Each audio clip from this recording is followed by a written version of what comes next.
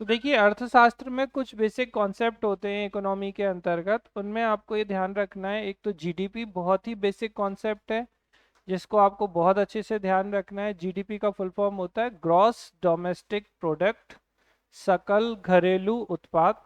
सामान्य डेफिनेशन की हम बात करें तो एक देश की घरेलू सीमा के अंदर या भीतर उत्पादित समस्त अंतिम वस्तुओं एवं सेवाओं का मौद्रिक मूल्य सामान्यतः एक वर्ष में।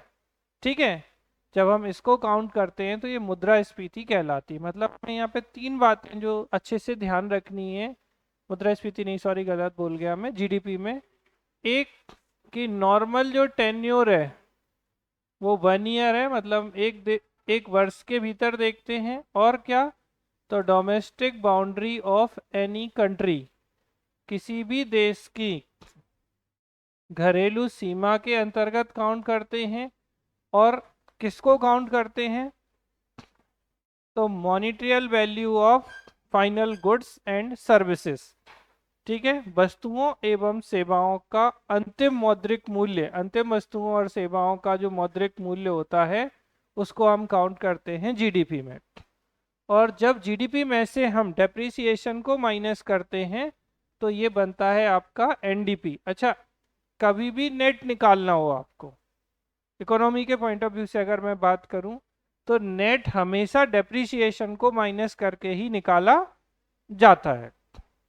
ठीक है, क्योंकि जो भी मूल्य ह्रास होगा उस उपयोग के दौरान, उसको डेफिनेटली हमें क्या करना होगा, उसमें से माइनस करना होगा। जो भी उत्पादन हो रहा है, जो सर्विसेज दी जा रही हैं, तो उनसे कुछ ना कुछ डेप्रिसिएशन तो हो ही रहा है। और उसको और नहीं समझते तो आप जैसे शोरूम से गाड़ी खरीदो और उसके बाद आप उसे बाहर ले आओ, मतलब आप 2 कदम चलते ही डेप्रिसिएशन को बेहतर तरीके से देख सकते हैं, जबकि अभी तो गाड़ी चली ही नहीं है। ठीक है, तो ये आपका हो जाता है। फिर एक है इन्फ्लेशन या मुद्रास्फीति। तो मुद्रास्फीति वह अवस्था है जिसमें वस्तुओं के मूल्य में वृद्धि तथा मुद्रा के मूल्य में कमी हो जाती है। तो इसे हम क्या कहते हैं, मुद्रास्फीति के रूप में जानते हैं। ठीक है, मुद्रास्फीति के कारण तो मैंने आपको बताया, डिमांड बढ़ जाए, सप्लाई कम हो जाए यानी प्रोडक्शन कम हो जाए, जनसंख्या बढ़ जाए। ठीक है, कोई आपात स्थिति हो, क्योंकि आपात स्थिति इमरजेंसी कंडीशंस में क्या होता है कि वस्तुएं वैसे ही कम हो जाती हैं, तो इन सब स्थितियों में मुद्रास्फीति जो है वो बढ़ जाती है। अब यहाँ से एक और चीज जो बनती है, जैसे हमने आपसे कहा मुद्रा, क्या बोला, मुद्रास्फीति में वस्तुओं के मूल्य में वृद्धि और मुद्रा के मूल्य में कमी, increase the value of goods and decrease the value of currency और मनी। ये है क्या,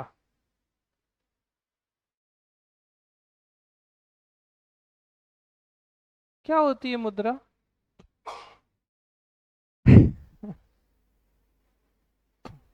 मुद्रा क्या है? मुद्रा कुछ हो गया?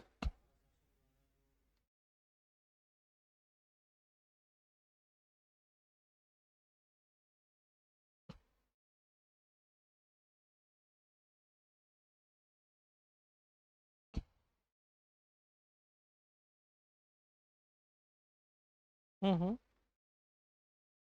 अच्छा, और कुछ नहीं खरीद सकते वस्तुओं के अलावा? हम सेवा भी खरीद सकते हैं। हम्म। हाँ, आंसर सही है आपका, थोड़ा उसे व्यवस्थित करिए। मुद्रा क्या है? अच्छा, मुद्रा सबको पसंद है। कोई है ऐसा जिसे मुद्रा पसंद ना हो? ठीक है, तो फिर यहाँ क्लास में बैठने की आपको कोई आवश्यकता नहीं है। जिसको मुद्रा नहीं पसंद उसको तैयारी का क्या काम? हम्म। जरूरत है क्या फिर? अच्छा, कुछ लोगों को मुद्रा इस रूप में बिल्कुल पसंद नहीं है तो भी वो तैयारी करते हैं, ऐसा होता है? होता है। अच्छा, मुद्रा किसी को पसंद ना हो ऐसा कोई हो सकता है क्या? अच्छा, वर्तमान में ऐसा कोई होता है जो मुद्रा के बिना भी जिसका जीवन चल जाए? ठीक है, व्यवहारिकता में तो नहीं है। ठीक है, तो मुद्रा को आपको बताना है कि मुद्रा विनिमय का माध्यम है। क्या है? विनिमय का माध्यम है। क्या कहना चाहते हैं हम इसे? Medium of exchange. तो करेंसी या मनी क्या है? मीडियम ऑफ एक्सचेंज है, विनिमय का माध्यम है। मतलब अब क्या होगा? जिसके द्वारा, अब आपकी बात है, तो विनिमय का माध्यम है, इसके द्वारा हम क्या कर सकते हैं? वस्तुएं एवं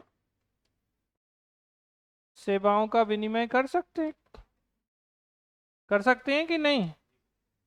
ठीक है, तो रुपया कहें हम इसे, मुद्रा कहें, भारत की स्थिति में ये रुपया है, बांग्लादेश की स्थिति में ये टका है, ठीक है, पाकिस्तान का रुपया है, अलग अलग, कहीं का दीनार है, ठीक है, यूएस में ये चला जाए तो डॉलर है, ब्रिटेन में ये पाउंड है।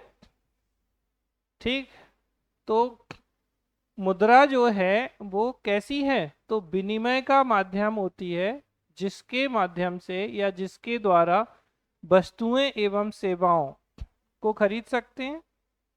ठीक है ना? तो क्या कर सकते हैं हम? गुड्स की भी परचेजिंग कर सकते हैं, सर्विसेज की भी परचेजिंग। और याद रखना, लोग क्या करते हैं ना, जैसे मुद्रा और वस्तु बस दो पे ही रखे रहते हैं। तो आपको ध्यान रखना है, वस्तु तो है ही आवश्यक, लेकिन सेवा अत्यावश्यक है। अच्छा, और बड़ी बात, सेवा के बिना वस्तुएं प्राप्त हो सकती हैं क्या?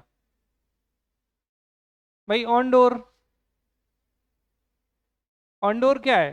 सर्विस प्रोवाइडिंग एजेंसी है, amazon, फ्लिपकार्ट, मीशो और जितने भी। अच्छा, स्विगी, जोमेटो और अभी ब्लिंकिट। ठीक है, ब्लिंकिट जो है वो क्या प्रोवाइड कराती, किसकी है ब्लिंकिट एजेंसी? अच्छा, जैसे ही थोड़ा अंदर पूछो ना किसी चीज पे, तो फिर ऐसा लगता है कि ये कौन सी नई कहानी है। ब्लिंकिट किस कंपनी की अंतर्गत आती है? मतलब किसने सर्विसेज शुरू की है ब्लिंकिट? नहीं, ब्लिंकिट, ब्लिंकिट नहीं सुना है? ब्लिंकिट से सर्विसेज मंगवा, मतलब इतनी सारी चीजें, ग्रोसरी मंगवाते हैं, अभी आप कॉल करो 10 मिनट में आ जाएगा, अभी यही सब्जी दे जाएंगे वो। तो ब्लैंकेट है किसकी कंपनी? मतलब मैं ये जानना चाह रहा हूँ किस कंपनी के अंडर में है ये, आइडिया है आप लोगों को? नहीं, ब्लिंकिट जोमेटो की है। और जब से ब्लिंकिट आई है ना, तब से जोमेटो के शेयर और जोमेटो जो है वो बहुत ऊपर गई थी, क्योंकि इसने भी बहुत बड़े मार्केट को एकदम से कैप्चर किया। 10 मिनट के, आप ब्लिंकिट पे अभी ऑर्डर करो, आपको हार्डली 10-12 मिनट में आपको वो प्रोडक्ट भेज देंगे आके। तो ये बड़ी बात होती है, 10 मिनट में तो आप जाओ तो आप खुद नहीं ला सकते, लेकिन मतलब सर्विसेज देखो कितनी बढ़िया है। अच्छा, और सब दे रहे हैं अब तो, अमेजोन भी और बाकी लोग भी बहुत सारी चीज़ों पे आ रहे हैं, तो इनके नए नई चीज़ें भी अपडेटेड हो रही हैं। तो पहली चीज़ तो मुद्रा है क्या? अब मुद्रा जो है हमारे भारत में किस तरीके की, या दुनिया के अधिकांश देशों में किस तरीके की करेंसी चलती है? कैसी करेंसी है ज़्यादातर देशों में? भौतिक? दैहिक भी होती है क्या? अच्छा, कुछ देशों में, कौन से देश में चलती है डिजिटल करेंसी? देखो, डिजिटल करेंसी होती है, एक अलग बात है, लेकिन आज भी ज्यादातर देशों में कौन सी करेंसी यूज में बात कर रहे हैं हम?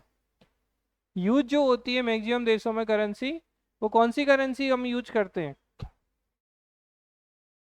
पेपर। अच्छा, इसको एक सही शब्द क्या है?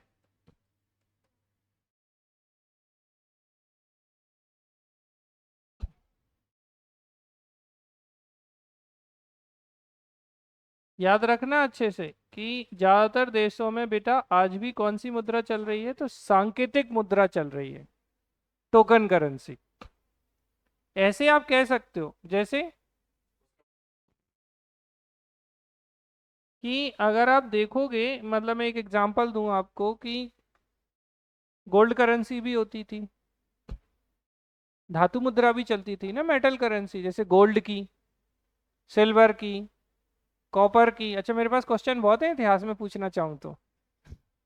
गोल्ड, सिल्वर, कॉपर, इनकी करेंसी भी है। ठीक है, फिर इसके अलावा शीशे की, शीशा समझते हैं? शीशा और कांसा बिल्कुल अलग है। ठीक है, शीशा क्या होता है? तो शीशा जानते हैं आप लोग? लेड। तो लेड को हम शीशा बोलते हैं। शीशे की भी मुद्राएं हुई हैं।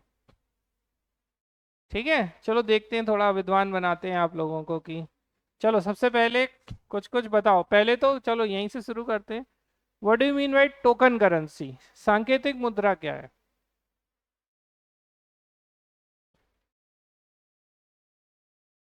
जैसे आप जो बोल रही थी ना पेपर करेंसी, तो ये पेपर करेंसी तो पेपर के रूप में है, इसलिए पेपर करेंसी है।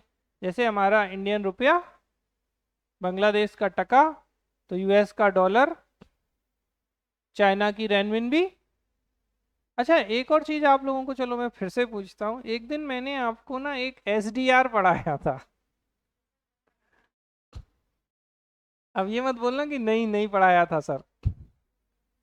पढ़ाया था? पलट नहीं सकते आप लोग। हाँ, ये आईएमएफ की मुद्रा है। बहुत बढ़िया, देखो लड़की को याद आ गया एकदम। अंतरराष्ट्रीय मुद्रा कोष की जो करेंसी है, आईएमएफ की करेंसी क्या है? एसडीआर है, स्पेशल ड्राइंग राइट्स। ठीक है, इसे हम हिंदी में कहते हैं विशेष आहरण अधिकार।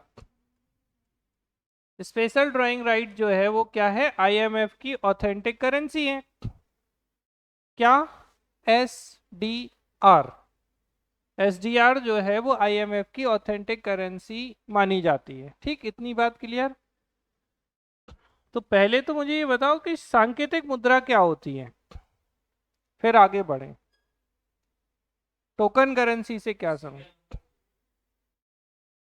नहीं।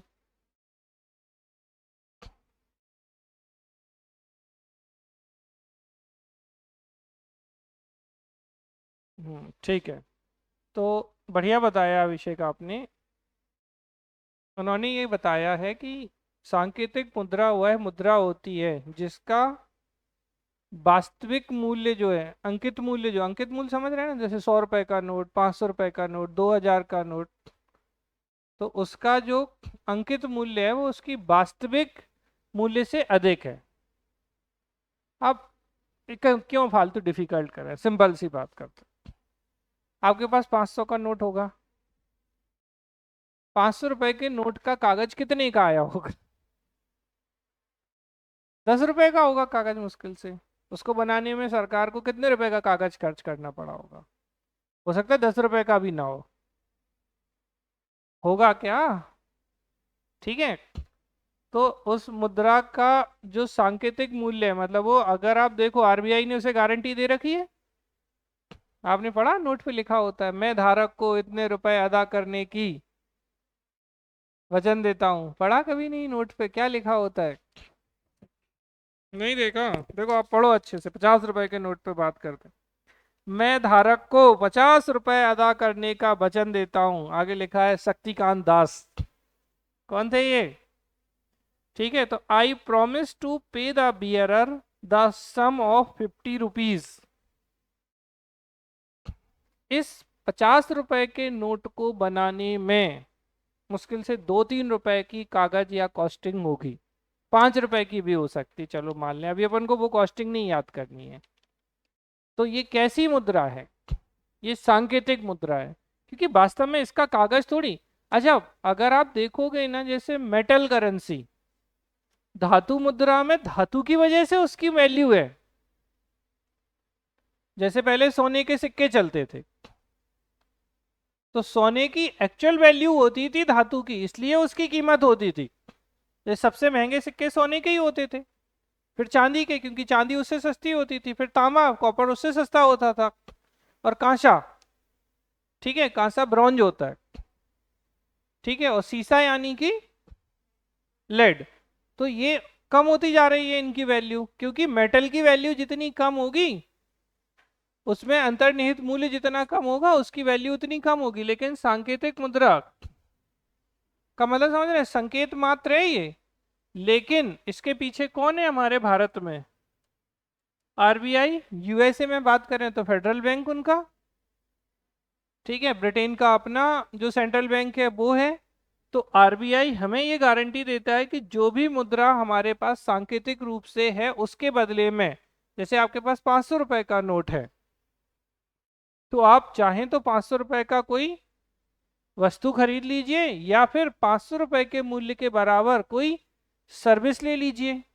अच्छा, कोई भी व्यक्ति आपसे ये नहीं कह सकता है कि नहीं हम इसे 400 रुपए के बराबर समझते हुए देंगे। वो अपनी वस्तु की कीमत बढ़ा सकता है,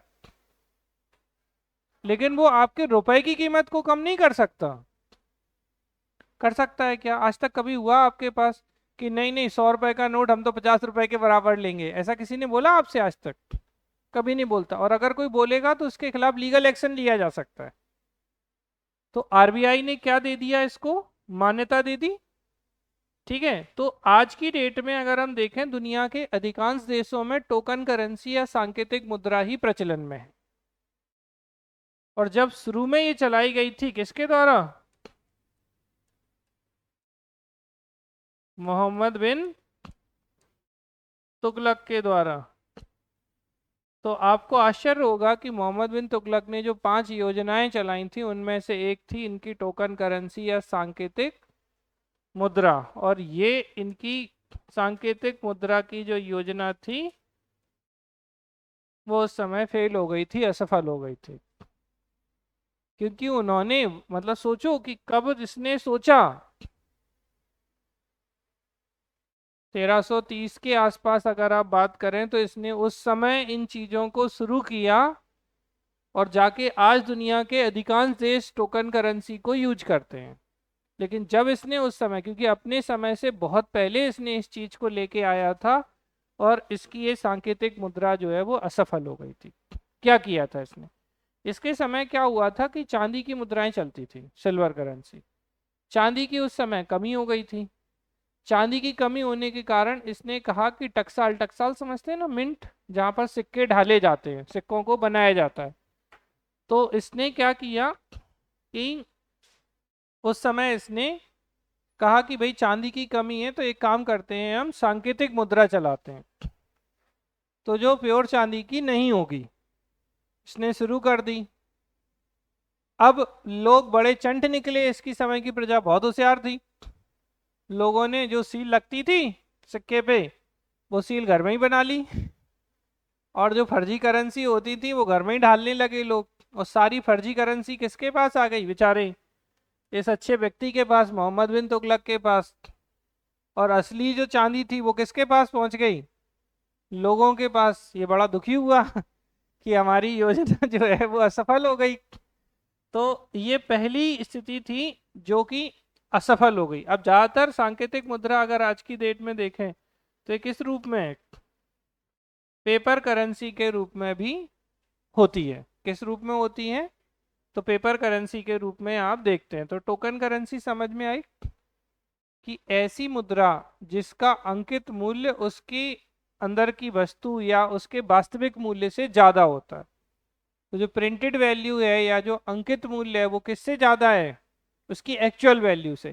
क्योंकि भाई जो कागज इसमें इस्तेमाल हुआ है उसकी वैल्यू थोड़ी 500 रुपए के बराबर है। इसको किसने गारंटी दी है? तो जो भी जिस देश का सेंट्रल बैंक या मेन जो बैंक होता है, जैसे हमारे यहाँ आरबीआई होता है, ब्रिटेन में आपका क्या होता है? सेंट्रल बैंक होता है। अगर हम यूएसए में बात करें तो उनका फेडरल बैंक होता है। तो वो इसे गारंटी प्रोवाइड करते हैं। ठीक है, तो मुद्रा क्या है? मुद्रा विनिमय का माध्यम है जिसके द्वारा या जिसके माध्यम से वस्तुएं अथवा सेवा प्राप्त की जा सकती है। तो चाहे हम वस्तुएं ले लें, गुड्स ले लें, या फिर हम सर्विसेज ले लें। ठीक है। और वर्तमान में किस तरीके की? तो टोकन करेंसी जो है वो काम करती है। वार्टर सिस्टम जानते हैं आप लोग? क्या होता है वार्टर सिस्टम?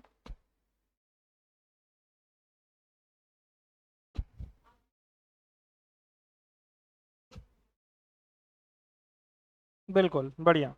तो बार्टर सिस्टम को हम बोलते हैं वस्तु विनिमय प्रणाली। वस्तु विनिमय प्रणाली आज भी अगर आप देखोगे तो भारत जैसे देश में कुछ हिस्सों में, ग्रामीण क्षेत्रों में, आज भी आपको ये बार्टर सिस्टम जो है वो दिख जाएगा। कहाँ दिखता है? आप देखना गांव में अगर आप रहे हो या आपने गांव देखे हो तो अभी जैसे अब गर्मियों में ये सिस्टम और ज्यादा प्रिवेल करता है। अभी बस खेत कट के आ जाने दीजिए, गेहूं चना वगैरह सब कुछ घर में पहुंचने दीजिए, ये बार्टर सिस्टम और ज्यादा प्रिवेल होता है। अब सब्जियां गांव में कम होती हैं क्योंकि हर कोई नहीं कर रहा है प्रोडक्शन वेजिटेबल्स का। तो अब सब्जी है, खीरा है, जो भी चीजें हैं, आइसक्रीम है जैसे। अच्छा, आइसक्रीम का बार्टर सिस्टम बच्चे ही करते हैं सबसे ज्यादा।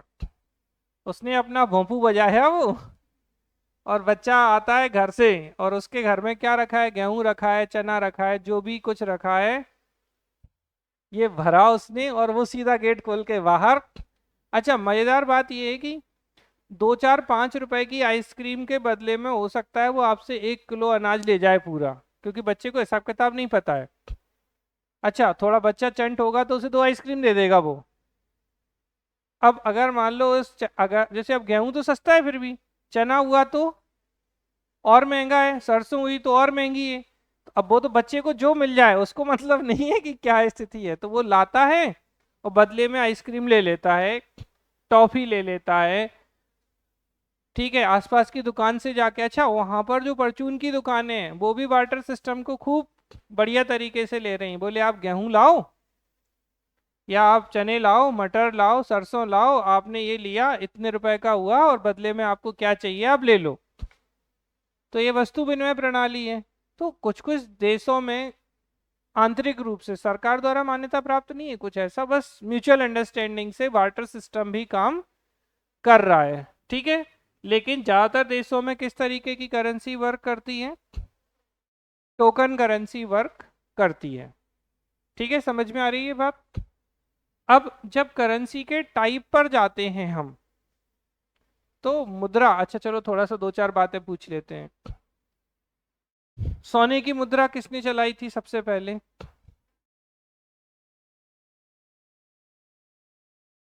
गोल्ड कॉइन किसने चलाए? लाइव में बोलिए कोई, सबसे पहले गोल्ड कॉइन किसके द्वारा चलाया गया? इतिहास में पूछ रहे हैं हम, इकोनॉमी में मत जाओ। किस वंश या किससे संबंधित रही है सबसे पहली जो मुद्रा है वो?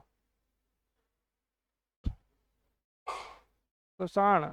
नहीं, मैं पूछ रहा हूँ कि सबसे पहले सोने के सिक्के किसने जारी किए? गुप्त? गुप्त ने भी नहीं किए। ठीक है, तो आंसर करना है इंडो ग्रीक, हिंदी यवन। इंडो ग्रीक जो थे सबसे पहले सिक्के इन्होंने ही जारी किए थे। अब जैसे आप लोग जो कुषाण बोल रहे हैं, तो कुषाण में आपको ये ध्यान रखना है कि सबसे शुद्ध सोने के सिक्के, मैक्सिमम प्योर गोल्ड कॉइन कुषाणों के हैं। जबकि आप पिछले 2 क्लास पहले जाइए तो मैंने आपको बताया था कि जब मैं आचार्य चाणक्य को पढ़ा रहा था, जब मैंने विष्णुगुप्त की बात की थी अगर आपको याद हो, तो गुप्त वंश का अंतिम शासक था विष्णुगुप्त। और उस समय मैंने आपको बताया था कि सर्वाधिक अशुद्ध सोने के सिक्के जो हैं वो विष्णुगुप्त ने चलाए थे। ये ऑप्शन ना हो तो स्कंदगुप्त लगाना। तो 3 चीजें क्या हैं? सबसे पहले सोने के सिक्के इंडो ग्रीक ने, शुद्ध सोने के सिक्के प्योर गोल्ड कॉइन कुषाणों ने, सर्वाधिक सोने के सिक्के मैक्सिमम गोल्ड कॉइन गुप्तों ने। गुप्त रखो, ज्यादा सोना है। और जब किसी की मात्रा ज्यादा होती है तो अशुद्ध सोने के सिक्के भी गुप्तों के। और गुप्त में किसके? विष्णुगुप्त। विष्णुगुप्त नहीं तो कौन? स्कंदगुप्त। इतनी बात क्लियर। फिर चांदी के सिक्के, तो चांदी के सिक्के जो गुप्त काल में चलते थे वो रूपक कहलाते थे। क्या कहलाते थे? रूपक। ये आपके लास्ट ईयर के पीएससी का क्वेश्चन भी है कि पूछा गया था कि रूपक जो है वो किस धातु का सिक्का था। तो ऐसे समझ लो, गाना है ना, चांदी जैसा रूप है तेरा, बस। तो चांदी का क्या है? रूपक है। ठीक है, तो रूपक जो है वो चंद्रगुप्त द्वितीय विक्रमादित्य ने चलाया था। किसने चलाया था? चंद्रगुप्त सेकंड विक्रमादित्य जो गुप्त शासक थे, जब इन्होंने शकों को पराजित किया था, रुद्र सिंह तृतीय को, उसी शक विजय के उपलक्ष्य में इन्होंने चांदी के सिक्के रूपक चलाए थे। तो चांदी के रूपक हो गए। ठीक है, सोने के सिक्के मैंने आपको बता दिए क्या है। तांबे के जो सिक्के, जो पॉपुलर तांबे के सिक्के हैं, वो हैं आपके, जैसे अगर आप दिल्ली सल्तनत में जाएंगे तो चांदी का सिक्का एक तो आपका टंका है। ठीक है, जब रजिया सुल्तान हुई थी, रजिया सुल्तान का जब जन्म हुआ था, ये इल्तुतमिश की बेटी थी, तो इसने दिल्ली की जनता को टंका बांटे थे चांदी के। ये बहुत इंपॉर्टेंट है। इसके अलावा इसने तांबे का जीतल चलाया था। तांबे का कॉपर कॉइन क्या था? जीतल था। फिर ये चलता रहा। शेरशाह सूरी के समय में, आप बताओ मुझे, मैंने आपको पढ़ाया था सैटरडे को। से शेरशाह सूरी के समय में रुपया आया जो कि चांदी का था और कॉपर का दाम। और यही सिक्का आगे अकबर के समय में भी चलता रहा। कौन सा? दाम। तो अब देखो, चांदी के सिक्के अलग अलग समय में अलग अलग हो गए। गुप्त काल में क्या है ये? रूपक हैं, ठीक है, चांदी का। सल्तनत काल में इल्तुतमिश ने क्या चलाया? चांदी का टंका। लेकिन जब आप बात करेंगे शेरशाह सूरी की, तो इसके समय में जो चांदी का सिक्का है वो क्या है? रुपया। ठीक है, तांबे का है दाम। ठीक है, तो रुपया, और आज का रुपया जो है वो इसी से प्रेरित है। ब्रिटिश पीरियड में इसी से प्रेरित होकर रुपया आया था। तो ये कुछ करेंसी से संबंधित बातें हैं जो आपको ध्यान रखनी है। फिर अब बात आती है, एक होती है सॉफ्ट करेंसी। कैसी करेंसी? सॉफ्ट। तो फिर एक हार्ड भी होती होगी। तो एक होती है सॉफ्ट, एक होती है हार्ड, और एक होती है हॉट। क्या होती है? सॉफ्ट। सॉफ्ट करेंसी का मतलब क्या है? सॉफ्ट को क्या बोलते हैं भाई? मुलायम। तो एक है मुलायम मुद्रा। हार्ड मतलब कठोर, और हॉट मतलब गर्म या तप्त। तो ये भी क्वेश्चंस कभी कभी पूछ लिए जाते हैं कि सॉफ्ट करेंसी क्या होती है। कैसी करेंसी? Soft currency. बताएं आप लोग। मुलायम मुद्रा क्या है? कुछ होती है कि नहीं? मुलायम हो जो छूने में। क्यों ऐसी होती होगी मुलायम? बताओ भैया लाइव वालों। मुलायम मुद्रा। तो हमने आपको कुछ मुद्रा के एग्जाम्पल बताए। जैसे एक है सॉफ्ट करेंसी, मुलायम मुद्रा, एक है हार्ड करेंसी, कठोर मुद्रा, और एक है हॉट करेंसी, गर्म या तप्त मुद्रा। तो ये मुलायम मुद्रा क्या होती है? सुना है या नहीं? पहले तो ये बताओ कुछ। नहीं। कोई बात नहीं, नहीं सुना तो चलो बता देते हैं। बेटा, किसी देश की घरेलू मुद्रा जो आसानी से उपलब्ध होती है वो सॉफ्ट करेंसी कहलाती है। क्या? Domestic currency of any country which is available comfortably. ठीक है, किसी देश की घरेलू मुद्रा जो आसानी से उपलब्ध होती है वो क्या कहलाती है? आपकी सॉफ्ट करेंसी कहलाती। उल्टा बोल देते हैं, जिस भी देश की हम बात करें उसकी जो घरेलू मुद्रा होगी वो कैसी होगी? सॉफ्ट करेंसी होगी। बात समझ में आई? भारत के लिए सॉफ्ट करेंसी क्या है? अरे इंडिया में क्या चलता है? रुपया चलता है। ठीक है, तो भारत के लिए सॉफ्ट करेंसी रुपया है। यूएसए के लिए डॉलर होगी। अब अच्छे से समझना। अभी क्वेश्चन पूछेंगे हम, क्योंकि मैंने कल भी कहा था कि कुछ बेसिक क्लासें हैं जो आपकी बेसिक अंडरस्टैंडिंग को अच्छा करेंगी। अब बात आती है, तो सॉफ्ट तो हमें समझ में आ गई सर। हार्ड क्या है फिर? नहीं।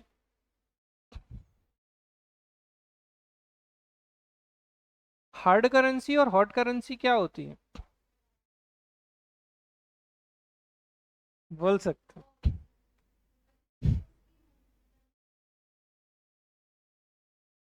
अच्छा, ठीक है। और बात, मतलब थोड़ा तो अच्छा लगाया दिमाग, बात में कोई कमी नहीं है, मतलब गलत तो नहीं है, लेकिन और थोड़ा एक्सप्लेन करो। देखिए, हार्ड करेंसी वो होती है जिसकी डिमांड ज़्यादा होती है। Highly demanding currency. ठीक है क्या? तो जिसकी डिमांड ज्यादा होती है, हाईली डिमांडिंग करेंसी जो होती है, सर्वाधिक जिसकी डिमांड होती है, वो करेंसी हार्ड करेंसी कहलाती है। ठीक है? तो अब ठीक है मैडम। तो डिमांड किसकी ज्यादा है? अच्छा, यूएस डॉलर की डिमांड ज्यादा है क्योंकि अंतर्राष्ट्रीय व्यापार के लिए इसकी बड़ी आवश्यकता होती है। तो ये हो गई आपकी हार्ड करेंसी, मतलब ऐसी मुद्रा जिसकी डिमांड या जिसकी मांग अत्यधिक होती है, वह हार्ड करेंसी कहलाती है। फिर हॉट क्या होती है? हॉट, हॉट क्या है?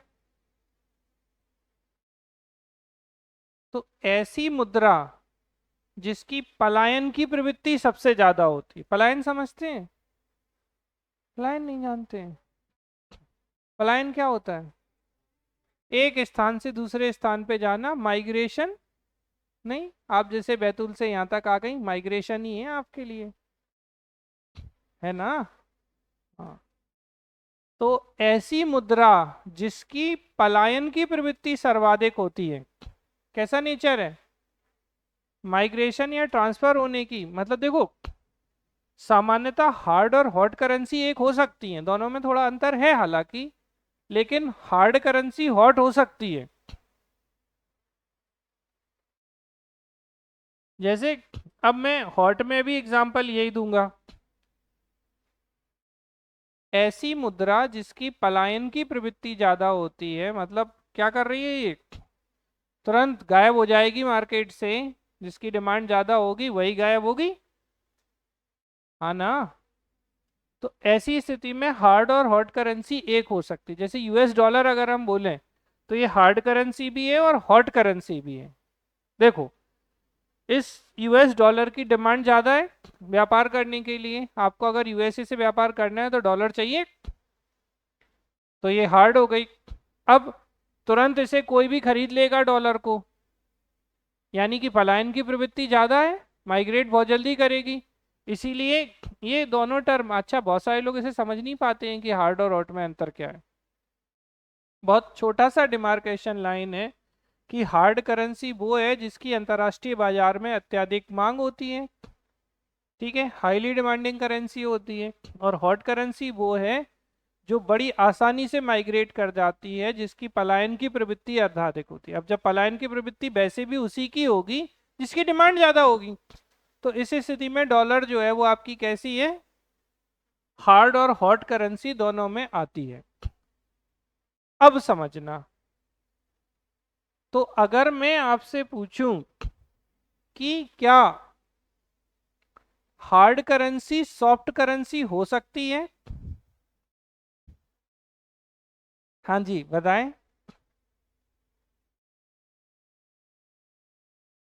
वेरी गुड, बहुत बढ़िया, गुड जॉब। मतलब मैं चाहता था कि कोई तो आंसर करे, बहुत अच्छा आंसर है। पता है बहुत सारे लोग, जैसे ही मैं अभी बोलता ना कि क्या डॉलर जो है वो सॉफ्ट करेंसी है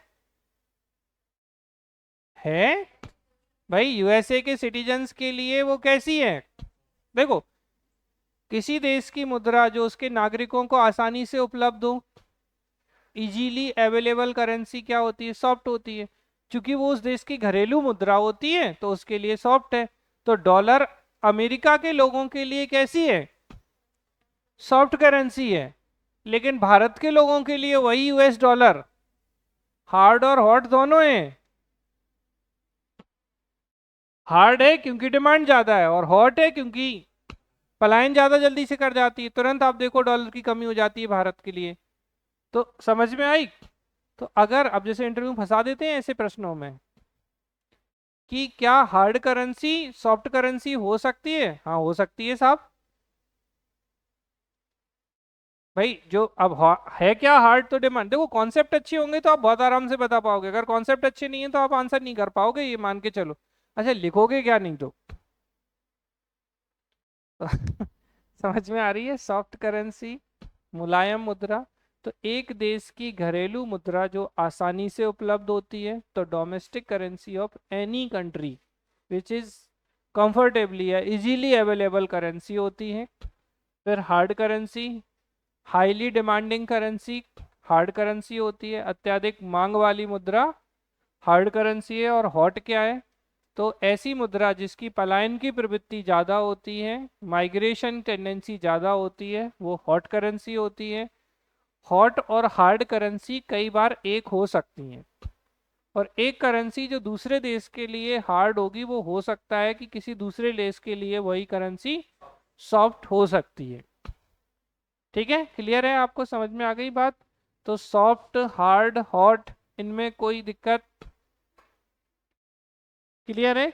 ये कभी कभार पूछ लिए जाते हैं कि क्या है सिस्टम, किस तरीके की चीजें हैं। अब जैसे अगर कभी आपसे पूछें कि बैंक क्या है, बैंक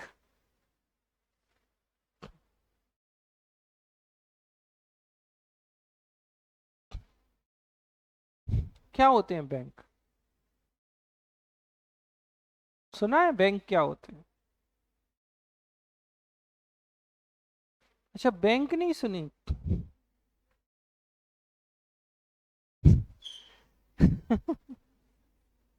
अच्छा, पहले यहाँ तक ठीक है। टोकन करेंसी, और जैसे लक्ष्मी जी के सिक्के किसने चलाए थे? मोहम्मद गौरी ने। राम सीता के सिक्के किसने चलाए हैं?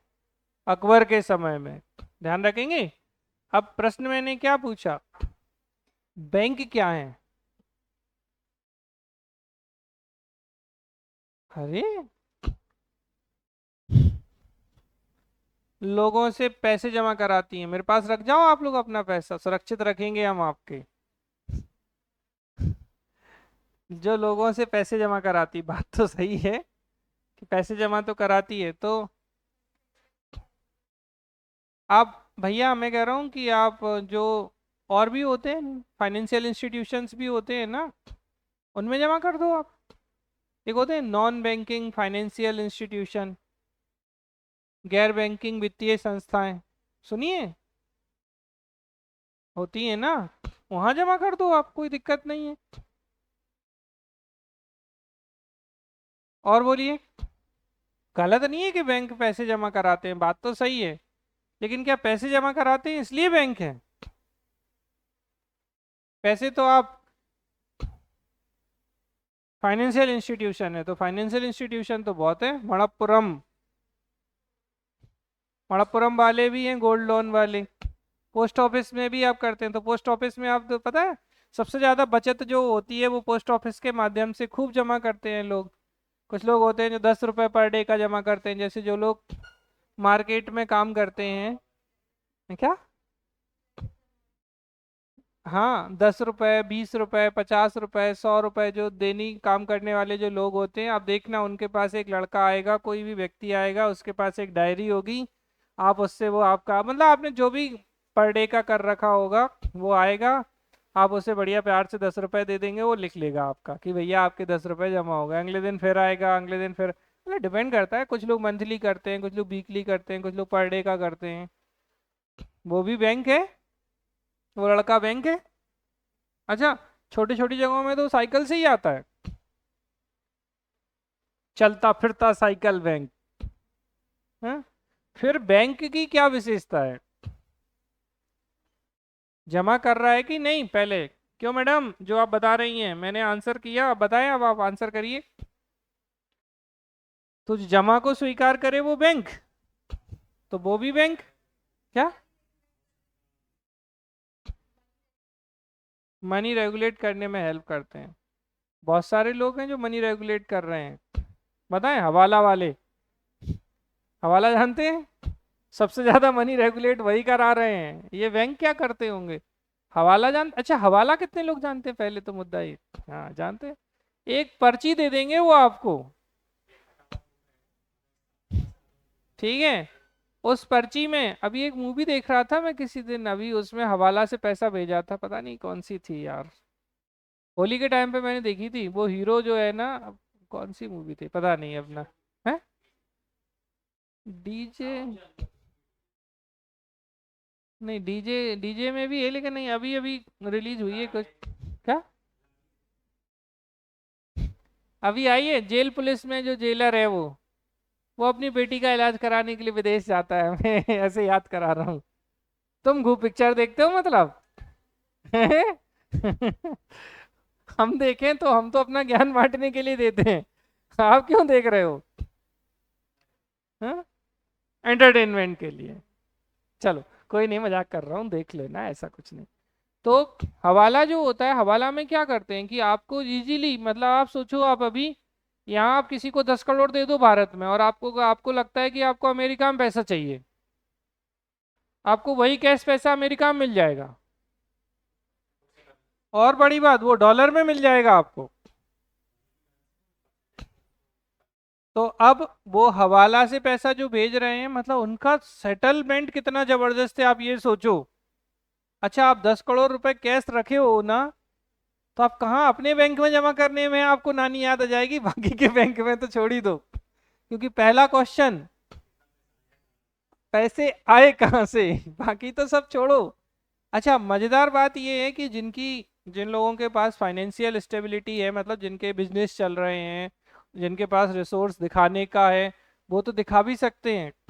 लेकिन जिनके पास कुछ दिखाने को ही ना हो कि कैसे, तो पहला तो क्वेश्चन ये, पता चले बैंक वाले ही बिठा लें आपको, आप अपनी होम ब्रांच में जमा करने गए ना, आप किसी दिन एक 50 लाख लेके भी चले जाओ आप बैंक में, 50 लाख के बाद ही वो क्वेरी कर लेंगे। और कोई बच्चा लेके चला जाए, मतलब जो ऐसा लगे छोटा सा है, तो उससे तो पहले कहाँ से लाए? मतलब वो चोरी करके लाया हो जैसे। तो अच्छा, कोविड के बाद आपने देखा, कोविड नहीं सॉरी, नोटबंदी के बाद अगर आप लोगों ने देखा हो, पुराने नोट जो आपके पास पड़े हुए थे, अच्छा लोगों ने खूब फीस दी थी धड़ाधड़ उस समय, सर को दे दो। क्यों? सर निपट लेंगे अपने आप। मतलब जो जो बच्चे, ऐसा लग रहा था ना, जिनको मन नहीं कर रहा था अभी फीस नहीं देना है, जिनके घर वाले, अच्छा अम्मा है, जो दादी अम्मा होती हैं जो नहीं देना चाहती थी, अम्मा को धीरे से पोते ने बोल दिया, अम्मा बंद हो गए ये नोट। ऐसे ऐसे पुराने नोट निकाले महिलाओं ने, जो बुजुर्ग अम्माएं थी, एकदम पुराने, गुड़ी मुड़ी, एकदम मैले कुचैले जो नोट होते हैं, वो सब फीस में आते थे उस समय 17 के बाद में। क्यों? क्योंकि उन्हें पता था कुछ समय बाद ये जीरो होने वाला है, तो भैया अब क्या होगा, बोले एसएसएन में जमा करा दूं। तो ऐसी स्थिति होती थी। तो आपको हवाला में ये चीज ध्यान रखना है कि हवाला के माध्यम से बहुत सारा पैसा एक्सचेंज हो रहा है, ऐसा बिल्कुल नहीं है। लेकिन हवाला क्या वाइट है? वो तो ब्लैक मनी है। फिर बैंक क्या है भाई? देखो, वित्तीय संस्थाएं हैं, इसमें मना नहीं कर रहा हूं। अच्छा, बैंक कौन कौन से प्रकार के होते हैं? बैंक को अब बताओ जल्दी से, बैंक हमने पढ़ाए थे आपको। अच्छा, उस समय इतना समय नहीं था कि हम आपसे बहुत ज्यादा डिस्कशन कर पाए, नहीं तो हम आपको बैंक पे ही लोटपोट कर देते। बाकी तो सब बात की बात थी कि ये बैंक और वो बैंक। तो बैंक जो है कैसे थे, एक थे अनुसूचित बैंक, याद आ रहा है, शेड्यूल बैंक। और एक थे नॉन शेड्यूल बैंक, गैर अनुसूचित बैंक। अब क्या थे ये, मैंने आपको बताया था, बताओ जल्दी से। तो आरबीआई की जो, आरबीआई एक्ट था, आरबीआई अधिनियम जो था, उसकी जो अनुसूची थी, उसमें जो वर्णित थे वो शेड्यूल थे, और जो आरबीआई की अनुसूची में नहीं थे वो नॉन शेड्यूल या गैर अनुसूचित थे। समझ में आ रहा है ना? ऐसे बैंक जो आरबीआई की अनुसूची में शामिल हैं वो अनुसूचित बैंक हैं, और आरबीआई की अनुसूची 2 में शामिल नहीं है वो गैर अनुसूचित बैंक है। ठीक है, mention in schedule second of RBI, और mention not mention in schedule second of RBI. ठीक, ये तो हुई शेड्यूल और नॉन शेड्यूल। लेकिन प्रश्न अभी भी बचा हुआ है कि बैंक क्या है। तो बैंक की जो सबसे इंपॉर्टेंट विशेषता होती है कि ये चेक जारी करते हैं। अच्छा, कोई नहीं कर सकता चेक जारी, ना आपका पोस्ट ऑफिस कर सकता है, ना मणप्पुरम वाला कर सकता है, ना कोई और वित्तीय संगठन कर सकता है। देखो, वित्तीय संस्थाएं भी जमा कर रही हैं, वित्तीय संस्थाओं से भी आप निकाल सकते हैं, लेकिन चेक जो है वो कौन जारी करता है? एकमात्र ऐसी संस्था है जो चेक जारी करती है। तो आपको हमेशा आंसर में क्या बताना है, ऐसा नहीं कि वो बाकी बातें आपकी पूरी गलत है, ऐसा नहीं, वो भी हैं एडिशनल बातें, लेकिन मेन जो बात है कि बैंक का सबसे इंपॉर्टेंट फीचर क्या है? Issue the cheque. कोई और चेक जारी नहीं कर सकता बैंक के अलावा। फिर बात अलग है, फिर इसके साथ में आप बिल्कुल लिख सकते हैं लोगों की जमा को स्वीकार करते हैं, डिपॉजिट स्वीकार करते हैं, लोगों को विड्रॉल देते हैं, जब आपको आवश्यकता हो तो आप आपकी निकासी कर सकते हैं। ठीक है, बैंक के माध्यम से और क्या कर सकते हैं आप, डिमांड ड्राफ्ट, ठीक है, डीडी जो है वो जारी करते हैं, चेक जारी करते हैं बैंक, जबकि आप बाकी संस्थाओं से डीडी या चेक नहीं ले सकते। आप सोचो, अच्छा आप सोचो, अगर आप जैसे मैं कहूँ कि कोई भी नॉन बैंकिंग फाइनेंशियल इंस्टीट्यूशन है, वो क्या चेक जारी कर सकता है? नहीं कर सकता। वो डिमांड ड्राफ्ट जारी कर सकता है? नहीं कर सकता है। ये जारी करने की अधिकारिता किसके पास होती है? सिर्फ बैंक के पास होती है। तो बिल्कुल ये बात सही है कि बैंक एक फाइनेंशियल इंस्टीट्यूशन होते हैं, वित्तीय संस्थाएं होती हैं जो लोगों की जमा को स्वीकार करती हैं, निकासी की सुविधा प्रदान करती हैं। ठीक है, लेकिन इसकी सबसे महत्वपूर्ण बात, ये चेक जारी करते हैं, ये डीडी या डिमांड ड्राफ्ट जारी करते हैं, और बहुत सारी चीजें हैं जो बैंक से आपको मिल जाती हैं। ठीक है, अच्छा अब जैसे कुछ लोग, अभी अच्छा है आप लोगों ने किसी ने नहीं बोला, नहीं तो लोग बोलते बैंक से लोन ले सकते हैं। बात सही है, लेकिन क्या आप कहीं और से लोन नहीं ले सकते? ले सकते हैं। और जैसे ही जब बच्चा, ये दिल्ली में बच्चे बहुत बोलते थे लोन ले सकते हैं, तो फिर मैं बोलता था साहूकार से ले लो। नहीं मिलता है? अरे साहूकार से तो आप मौखिक लोन ले लो। ठीक है, हम अपना घर गिरवी रख रहे हैं, कह दिया, और वो भी खाली स्टाम्प पे साइन करके वो लोन दे देता है, आपको ऋण देता है ना, और फिर लूटेगा वो आपको अच्छे से। तो जो भी मनी लेंडर्स होते हैं, साहूकार जो होते हैं, सूदखोर जो होते हैं, ये भी लोन दे देते हैं। अच्छा, इनसे भी आप पैसा ले और दे सकते हैं, लेकिन इन्हें कोई एक्चुअली अथॉरिटी नहीं होती है। कोई अथॉरिटी होती है क्या? आरबीआई ने इन्हें रेगुलेट कर रखा है क्या? नहीं कर रखा है। ठीक है, समझ में आ रही है बात की नहीं आ रही है? ठीक है, क्लियर है बैंक? तो बैंक क्या है, क्या करेंगे बैंक? ठीक है, जमा को स्वीकार करती हैं, निकासी करती हैं, विड्रॉल करती हैं, डिमांड ड्राफ्ट जारी करती हैं, चेक जारी करती हैं। ठीक है, समझ में आ रही है बात? ये कुछ विशेषताएं हैं। और बैंक को अगर आप डिवाइड करेंगे तो शेड्यूल और नॉन शेड्यूल बैंक होते हैं, अनुसूचित और गैर अनुसूचित बैंक। ठीक है, तो अनुसूचित जो आरबीआई के शेड्यूल सेकंड में होंगे, और जो नहीं होंगे वो गैर अनुसूचित बैंक होंगे।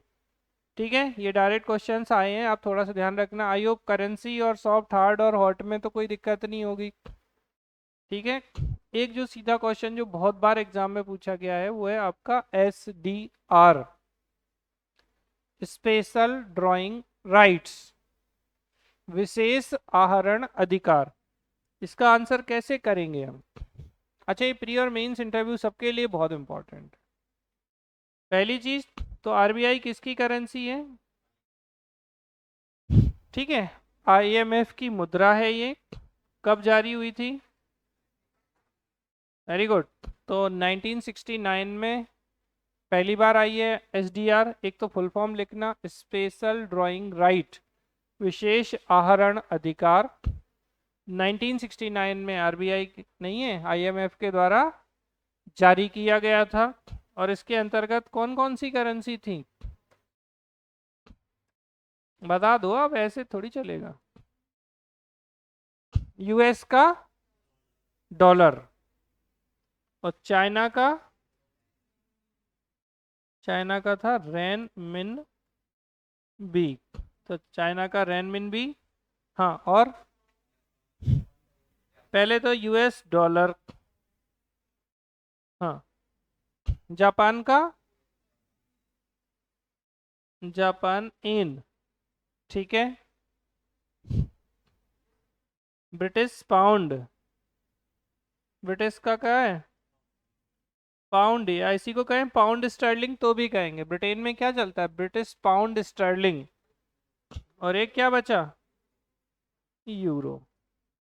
ठीक है, तो यूरोपियन यूनियन की जो करेंसी है वो यूरो है। अच्छा देखो, यूरोपियन यूनियन में यूरो है, जबकि ब्रिटेन अपना खुद का पाउंड चलाता है, और भारत का रुपया इसमें शामिल नहीं है। ठीक है, तो आपको बताना है US dollar, Japanese yen, British pound sterling, euro और चाइना रेनमिनबी, ये सब आपकी SDR या स्पेशल ड्राइंग राइट्स के अंतर्गत आते हैं। जिनको आपको बहुत अच्छे से ध्यान रखना है। क्या क्या आते हैं, क्लियर हुआ? तो यूएस डॉलर, जापानी एन, ब्रिटिश पाउंड, यूरो और चाइना का रेनमिनबी। शॉर्ट क्वेश्चन में ही आया है एसडीआर, तो आपको यही 4 पॉइंट बताने हैं। एसडीआर का फुल फॉर्म, ठीक है, 1969 में रिलीज किया गया। आईएमएफ की ऑथेंटिक करेंसी है ये, और इसके अंतर्गत हम इन 5 मुद्राओं का जब बकेट या वंच बना देते हैं तो उसको एसडीआर के नाम से जानते हैं। होता क्या है, इसकी महत्ता क्या है? तो जो इंटरनेशनल मॉनेटरी फंड है, अंतर्राष्ट्रीय मुद्रा कोष जो है, आपके सिलेबस का हिस्सा है, ये टॉपिक बहुत इंपॉर्टेंट। तो आईएमएफ जो है क्या है? इंटरनेशनल मॉनेटरी फंड, अंतर्राष्ट्रीय मुद्रा कोष। अंतर्राष्ट्रीय मुद्रा कोष की स्थापना ब्रेटन वुड्स सम्मेलन के माध्यम से की गई थी, आईएमएफ और वर्ल्ड बैंक दोनों की। ये हमने आपको पहले भी बता रखा है अगर आपको याद हो तो इसीलिए, और ये ब्रेटन वुड्स कहाँ है? यूएसए में है, और वॉशिंगटन में इसकी स्थापना हुई थी, इसीलिए वॉशिंगटन ट्विंस के नाम से भी हम आईएमएफ को जानते हैं। आईएमएफ का मेन काम क्या है? तो सदस्य देशों के मध्य भुगतान संतुलन को बनाए रखना। क्या है? सदस्य देशों के मध्य भुगतान संतुलन को बनाए रखना, मतलब बैलेंस ऑफ पेमेंट जो है बिटवीन मेंबर कंट्रीज, इसको बनाए रखना आईएमएफ का महत्वपूर्ण काम है।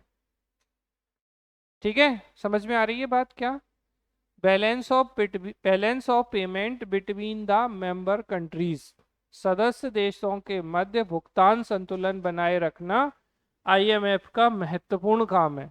अच्छा, कुछ लोग सोचते हैं आईएमएफ ऋण देती है। ऋण देती है, इसमें कोई दो राय नहीं है, बट इसका मेन काम क्या है बताओ? Main function, main purpose, balance of payment between member countries, सदस्य देशों के मध्य भुगतान संतुलन को बनाए रखना आईएमएफ का महत्वपूर्ण काम होता है। अब कैसे काम करता है सिस्टम? तो देखिए, जैसे भारत जैसे देश या कोई भी देश, ऐसा नहीं है कि भारत ही, अगर मैं कहूं कि भाई जैसे मान लो भारत जैसे देश को हमें एक एमआरआई मशीन खरीदनी है। अब एमआरआई मशीन भारत में नहीं बन रही है अभी, ठीक है? तो एमआरआई मशीन अगर हमें किसी दूसरे देश से परचेज करनी है तो हमें उस करेंसी को चाहिए होगा। अब ज़्यादातर चीज़ें यूएसए में, जापान में, ये विकसित देश हैं तो इनके यहाँ होती हैं। तो अगर हमें जापान से खरीदनी है तो हमारे पास क्या होना चाहिए? एन होना चाहिए। अगर हमें यूएसए से खरीदनी है डॉलर होना चाहिए, और चाइना से खरीदनी है तो रेनमिन भी होना चाहिए। अब इस समस्या का समाधान आईएमएफ ने निकाला कि आईएमएफ के जो सदस्य देश हैं, हर एक मेंबर कंट्री का अपना यहाँ पर क्या होता है? कोटा होता है, ठीक है? और उस कोटे, मतलब जैसी हिस्सेदारी जिस देश ने आईएमएफ में कर रखी होगी, उसके अकॉर्डिंग उसको एक निश्चित कोटा निर्धारित होगा।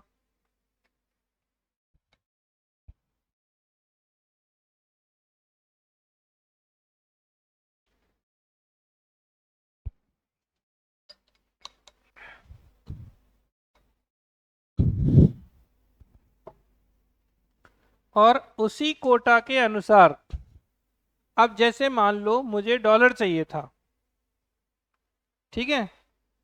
तो अब देखना, अगर हम ओपन मार्केट में डॉलर लेने की कोशिश करें, ऐसा नहीं है कि करेंसी एक्सचेंजर नहीं होते, होते हैं। इवन आप जैसे एयरपोर्ट से बाहर जैसे ही निकलोगे, एयरपोर्ट पे भी रहोगे तो आपको बहुत सारे एक्सचेंजर मिल जाएंगे।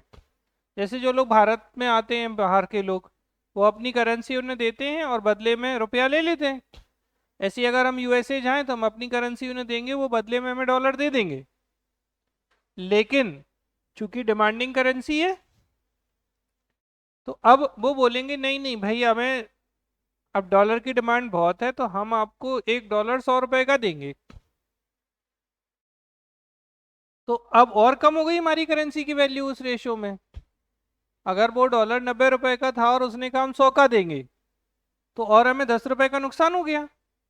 तो ऐसे में तो ट्रेड करना बड़ा डिफिकल्ट हो जाएगा। अच्छा, और ज़्यादा चीज़ें अगर आपको इंपोर्ट करनी है तो हो सकता है उसके पास भी उतना पैसा ना हो, और पैसा कम होने के कारण वो और महंगा देगा। ठीक, तो प्रॉब्लम क्रिएट होगी इंटरनेशनल ट्रेड में। तो इस समस्या को सॉल्व करने के लिए आईएमएफ को बनाया गया कि जिस देश का जितना कोटा है, जितनी उसने पार्टिसिपेशन कर रखा है आईएमएफ में पैसा देकर सदस्यता के रूप में, उतना पैसा वो जो चाहे इनमें से वो उसे इजीली मिल जाएगा और आराम से वो इस पैसे से व्यापार कर लेगा और कोई एक्स्ट्रा पैसा भी नहीं देना। मतलब आज की डेट में डॉलर की जो वैल्यू होगी उसी के अकॉर्डिंग आप उसे रुपया देंगे और आपको डॉलर मिल जाएगा। तो इस तरीके से ट्रेड आसानी से किया जा सकता है।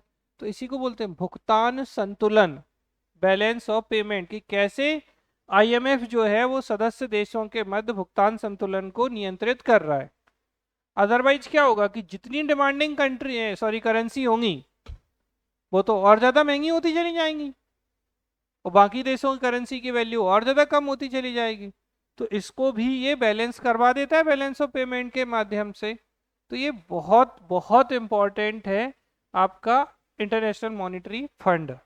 हेडक्वार्टर वॉशिंगटन डीसी में, किससे बना? ब्रेटन वुड्स सम्मेलन से बना। कौन सा प्लान था? तो वाइट प्लान और कीन्स प्लान पर डिस्कशन के लिए ब्रेटन वुड्स में सम्मेलन बुलाया गया और इसी के माध्यम से यूएसए के वॉशिंगटन डीसी में इसकी स्थापना होती है 1945 में। इसकी जो करेंसी है वो क्या है?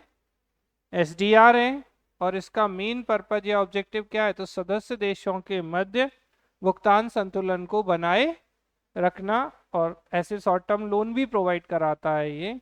लेकिन मेन काम क्या है? और इसको हम क्या कहते हैं? वॉशिंगटन ट्विंस भी कहते हैं और ब्रेटन वुड्स ट्विंस के रूप में भी हम इसे जानते हैं। तो वॉशिंगटन जुड़वा या ब्रेटन वुड्स जुड़वा के रूप में भी आईएमएफ को जाना जाता है।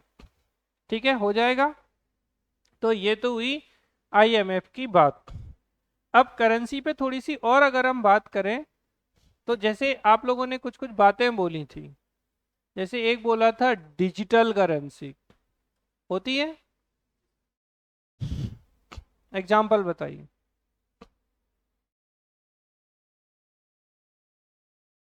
फोन पे, गूगल पे डिजिटल करेंसी है? डिजिटल प्लेटफॉर्म है ये, नहीं है करेंसी। आप नई नई कहानी जोड़ोगे फिर नई नई चीजें हमें पूछनी पड़ेंगी। अच्छा पहले तो बताओ कि एटीएम का फुल फॉर्म क्या होता है? क्या?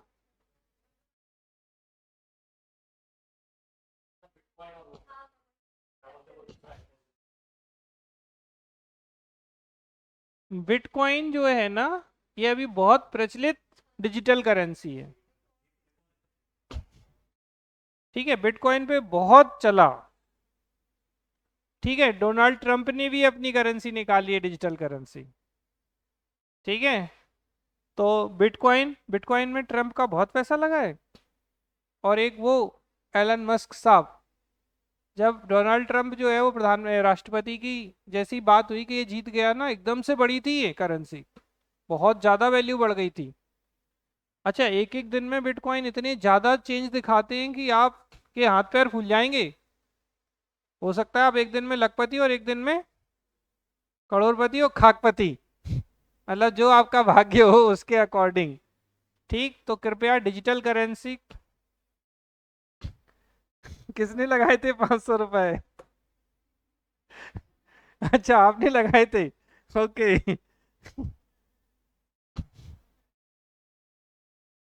अच्छा 500 रुपए डूब गए आपके, तो वो तो अभी भी लगे होंगे ना, वो वैल्यू बहुत कम हुई होगी बस। हाँ तो बस लगे रहने दो, कोई दिक्कत नहीं है, लगे रहने दो 50-60 साल तक।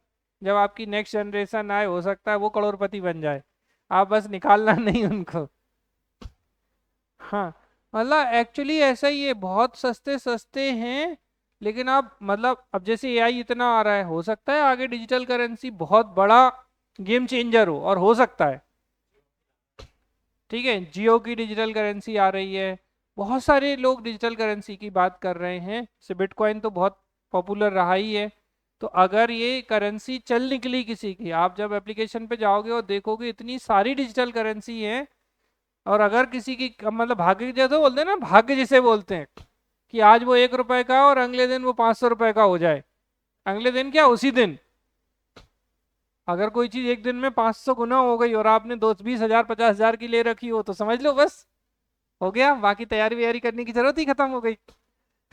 समझ में आ रही है ना? हाँ, 500 रुपये में फायदा मिले तब लगाइएगा आप, ठीक है। तो डिजिटल करेंसी जैसे कि क्या होती है, तो इसका एक डिजिटल कोड होता है बाकायदा, और इसे आप डायरेक्टली नहीं देख सकते क्योंकि वर्चुअल है ये, आभासी मुद्रा है ये, आपको कहीं दिखेगी नहीं, ऐसे नहीं हाथ में दिखाओ हाथ में लेके डिजिटल करेंसी, तो ऐसा कुछ भी आपको दिखाई नहीं देगा। ठीक है, एक पेपर करेंसी हो गई, एक डिजिटल करेंसी है, एक एक होती है प्लास्टिक मनी। सुना है? पूछा गया क्वेश्चन है प्रीवियस ईयर का। प्लास्टिक मनी क्या है? एटीएम। अच्छा, एटीएम है या एटीएम कार्ड है? बुद्धू बच्चों, रिकॉर्ड हो गए आप बुद्धू के रूप में। पूरा बोलो ना, ऐसे एकदम जोश में बोलते हैं जब जैसे पता होता है हमें कुछ तो। एटीएम कार्ड जो है आपके, अब एटीएम में कार्ड कौन से, अच्छा आपके पास कौन सा कार्ड है? ठीक है, तो डेबिट कार्ड हो सकता है, क्रेडिट कार्ड हो सकता है। ये डेबिट कार्ड क्रेडिट कार्ड जो हैं, ये सब आपकी कैसी मनी है? प्लास्टिक मनी है, एटीएम नहीं है, ध्यान रखना, नहीं तो मशीन को आप पता चले प्लास्टिक मनी बना दिया आपने, प्लास्टिक की तो बनी होती है बोले।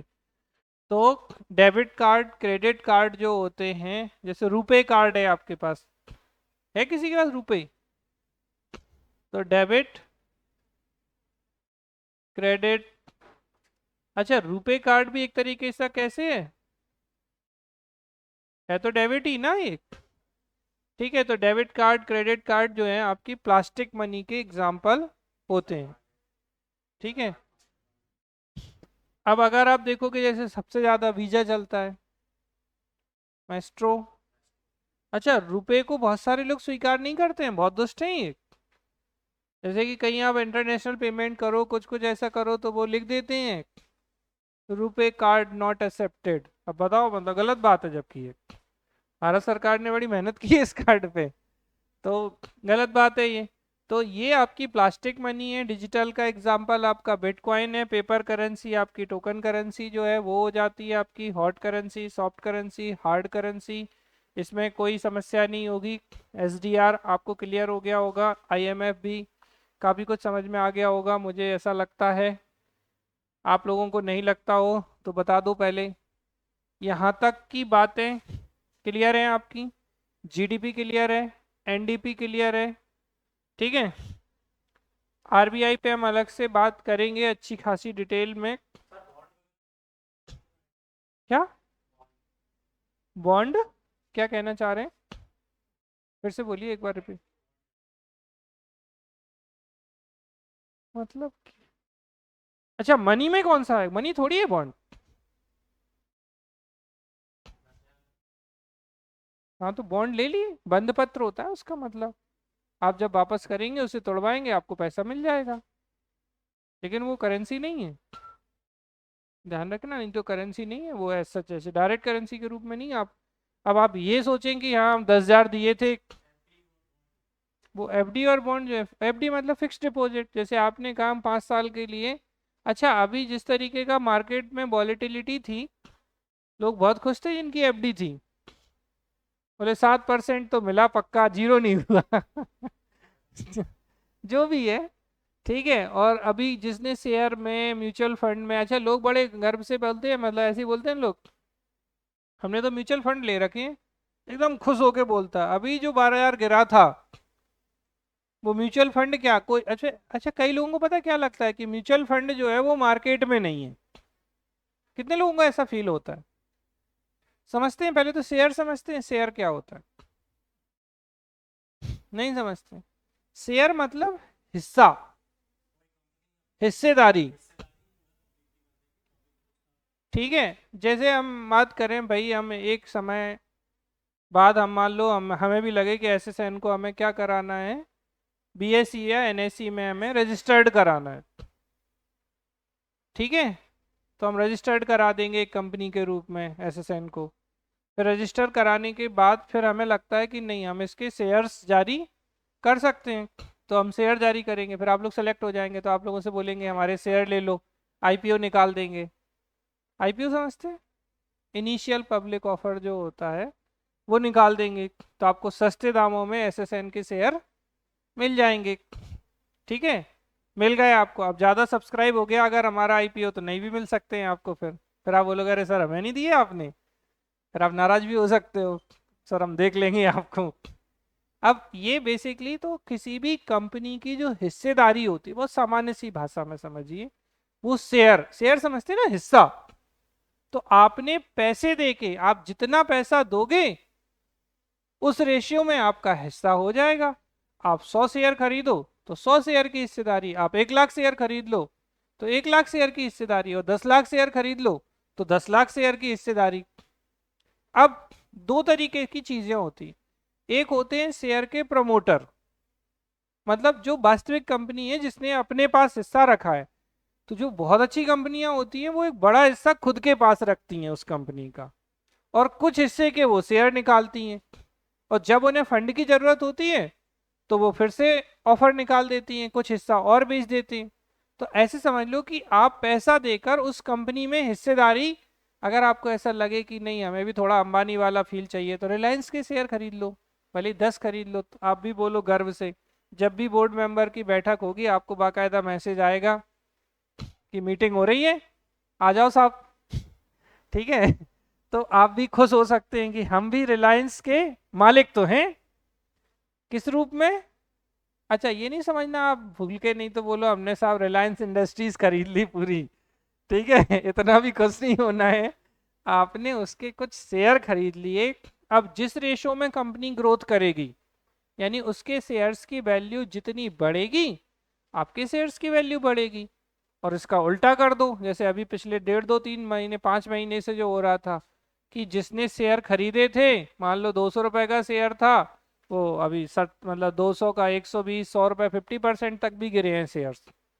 तो उस रेशो में अगर कंपनी के शेयर डूबेंगे तो वही है, हम तो डूबेंगे सनम तुम्हें भी ले डूबेंगे, वही वाली बात है। तो अभी शेयर बाजार ऐसे ही कर रहा था, तो कंटिन्यू आज डुबा दिया जैसे फिर से, तो डुबा देते हैं। समझ में आ रही ना? तो शेयर बढ़ेंगे तो आप बढ़ेंगे, शेयर गिरेंगे तो। अब जो लोग सोचते हैं कि म्यूचुअल फंड जो होते हैं, म्यूचुअल फंड में हम बड़े सेफ है, तो तुलनात्मक रूप से सेफ होते हैं शेयर की तुलना में। लेकिन एक्चुअल में म्यूचुअल फंड जो कंपनीज के होते हैं, जैसे मान लो किसी ने आईसीआईसीआई के म्यूचुअल फंड ले लिए या एसबीआई के म्यूचुअल फंड ले लिए, तो आईसीआईसीआई के म्यूचुअल फंड या एसबीआई के म्यूचुअल फंड जो है वो भी पैसा कहाँ लगा रहे हैं? शेयर बाजार में। तो अब मान लो उन्होंने, जैसे मैं एक एग्जांपल आपको बताऊं कि किसी ने एसबीआई का, ठीक है, बैलेंस एडवांटेज फंड ले रखा है। ठीक है, क्या ले रखा है? Balance advantage fund. अच्छा ये बहुत अच्छा था, आपको मैं जैसे किसी को अगर पैसे लेने हो तो अभी ये नहीं गिरा था, बताओ, सब गिरे थे ये नहीं गिरा। अब ये कैसे बैलेंस किया? बैलेंस एडवांटेज है। ठीक है, तो अब ले रखे हैं आपने, म्यूचुअल फंड ले रखे हैं। अब इन्होंने, एसबीआई ने अपना पैसा कहाँ लगाया? शेयर में। अब अगर शेयर बढ़ेंगे तो आपके म्यूचुअल फंड बढ़ेंगे, और अगर शेयर गिरेंगे तो आपके म्यूचुअल फंड गिरेंगे।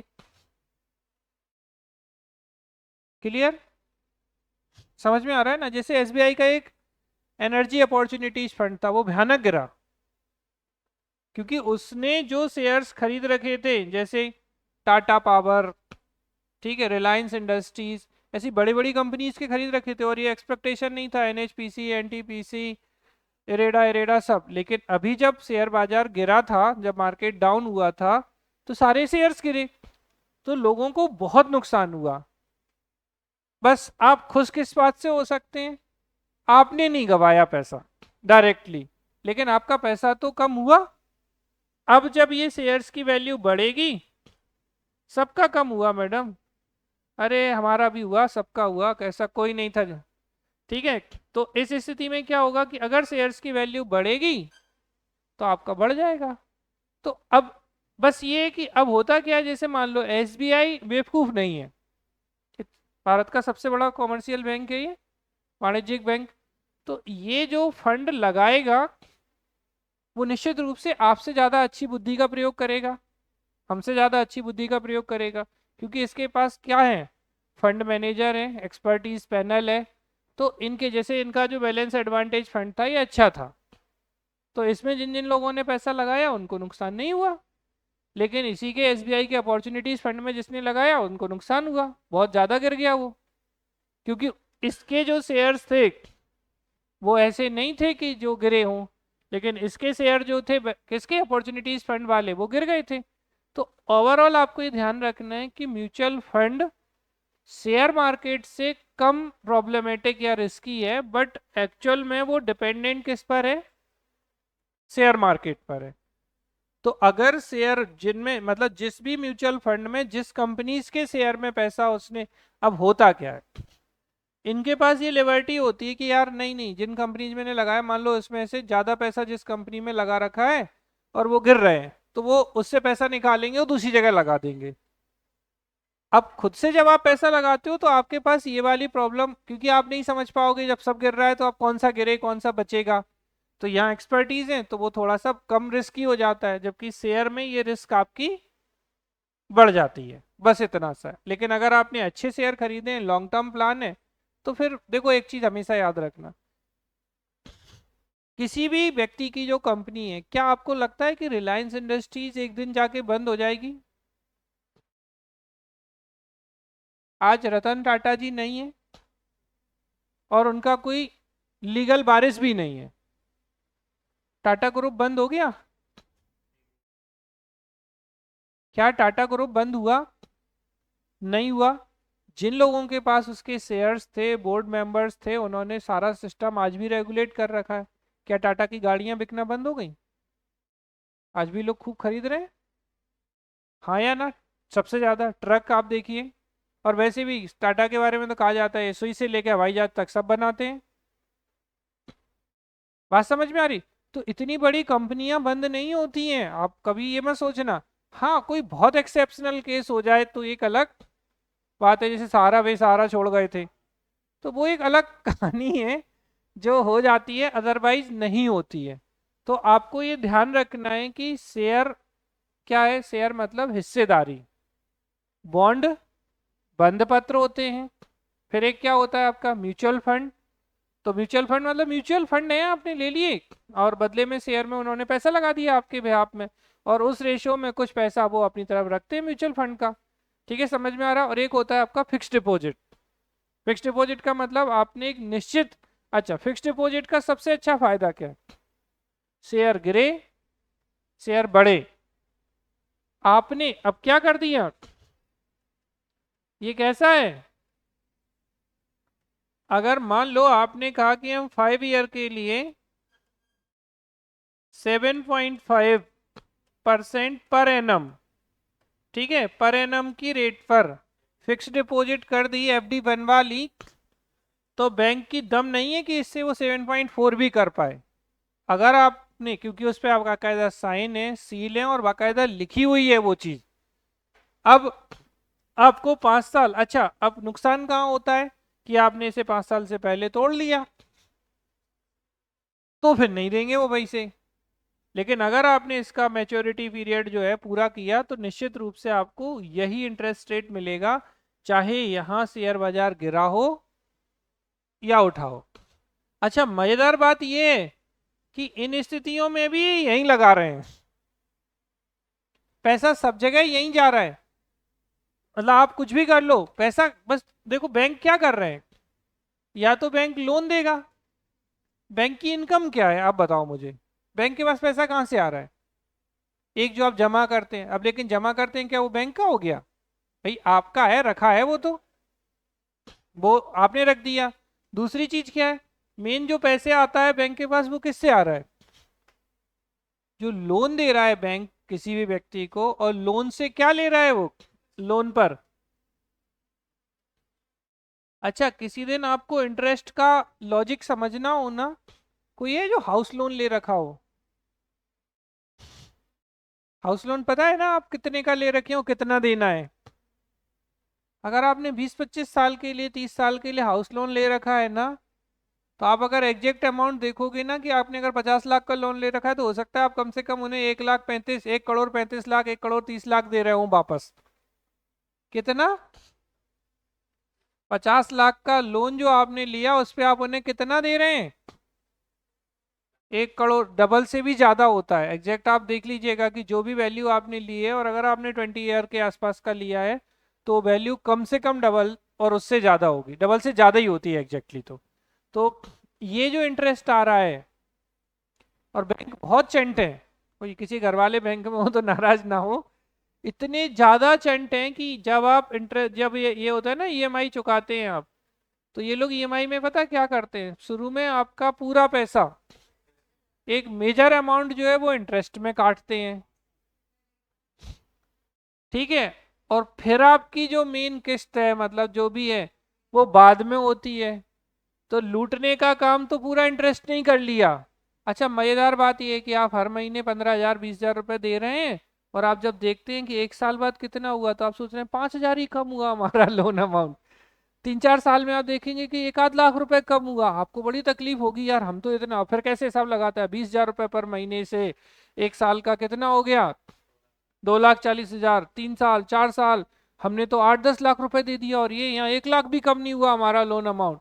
तो बहुत टेंशन होती है लोगों को। ठीक है, तो ये जो है ना, ये है सारा खेल इंटरेस्ट का। तो ये इंटरेस्ट के माध्यम से ही सारा सिस्टम। तो कोई भी बैंक हो, या तो वो इंटरेस्ट से इनकम जनरेट करेगा, और वैसे भी देखो तो बैंक की मेन इनकम क्या है, यही है, और बाकी वो फंड को यहाँ वहाँ मैनेज कर रहा है। अच्छा, मजेदार बात ये कि इतना अच्छा प्राणी है ये कि अपने ही पैसा अपन को ही दे रहा है, और अपन से ही पैसा लेता है। भाई आप ऐसे समझो ना, अच्छे से देखो, आपने, हम सब ने अपना अपना पैसा बैंक में रख रखा है, हाँ हमें बड़ा भरोसा है और इस पे। अच्छा, कभी बैंक अगर लुट जाए तो क्या होता है, पैसा वापस मिलेगा? अच्छा, हमें ये बड़ा विश्वास होता है कि नहीं हमारा पैसा कहीं नहीं जाएगा। पता है 2-4 लाख रुपए वापस मिलते हैं अगर आपने 20-30-50 लाख रख रखे हैं तो, मुश्किल से। लेकिन घर में तो रख नहीं सकते, क्योंकि घर में और ज्यादा रिस्की है। तो आपको ये ध्यान रखना है कि इस तरीके की चीजें हैं। तो जो फिक्स्ड डिपॉजिट है वो फिक्स है। फिर आपका क्या है, डिमांड ड्राफ्ट अलग होता है, ठीक है। तो ये सारी चीजें, इनको आप करेंसी में इंक्लूड नहीं करना है, इन सब चीजों, ना शेयर को, ना डिवेंचर को, ना फिक्स्ड डिपॉजिट को, ठीक है, म्यूचुअल फंड को, ये अलग अलग अलग अलग सिस्टम है जो आपके काम करते हैं। जल्दी आप बताओ यहाँ तक, पहले तो इनमें से कोई भी चीज जो हमने आपको बताई पूछ लो, अगर कहीं भी कोई समस्या हो तो। हो जाएगा? पक्का हो जाएगा? चलो इसके आगे फिर आप कल बात करते हैं। बस थोड़ा सा ये ध्यान रखना अच्छे से, सॉफ्ट हार्ड और हॉट ध्यान रखना, ये इंपॉर्टेंट है। कई बार ये टोकन करेंसी पूछ ली जाती है, तो ध्यान रखिए कि दुनिया में आजकल सबसे ज़्यादा क्या चल रहा है, मैक्सिमम देश जो है वो कौन सी करेंसी का यूज करते हैं, तो टोकन करेंसी का ही यूज करते हैं। इसको आप बहुत अच्छे से ध्यान रखिएगा।